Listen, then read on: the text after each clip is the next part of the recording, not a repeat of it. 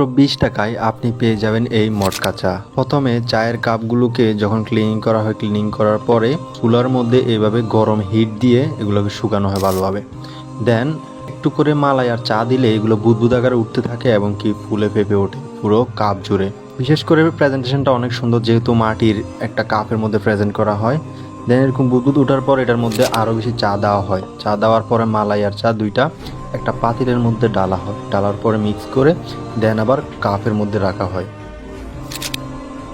এরপর এটার মধ্যে হরলিক্সের গুঁড়া দেওয়া হয় উপরে চার কাপের যে বুদবুদগুলো উঠেছে ওইগুলোর উপরে। হরলিক্সের পরে হচ্ছে গুঁড়ো দুধ যেটা আছে ওইটা ইউজ করা হয় এটার উপরে। দেখতে খুবই সুন্দর লাগে আর খুবই কম প্রাইস আমার কাছে মনে হয়েছে, এবং দেখতে প্রেজেন্টেশনটাও অনেক বেশি সুন্দর, যে কারোই অনেক ভালো লাগবে। এরপরে দেওয়া হচ্ছে এটার উপর বিভিন্ন বাদামের গুঁড়ো। জাস্ট ওভারঅলি একটা আউটলুকটা হচ্ছে এরকম একটা আউটলুক আসে। আর খুবই কম টাকায় এরকম একটি চা আমার কাছে অনেক বেশি ভালো লেগেছে, আর খেতেও বেশ মজাই, মানে টেস্টিটা খুবই অন্যরকম। কুমিল্লার ইয়াসিন মার্কেটে এই চাটি পাওয়া যায় খুবই কম দামে। আশা করি আমি কুমিল্লার অনেক জায়গায় চা খেয়েছি, এরকম কম দামে এত ভালো মানের চা আমি কোথাও পাইনি। তো আপনারাও সবাই ট্রাই করতে পারেন। আই হোপ এটি আপনাদের খুবই ভালো লাগবে।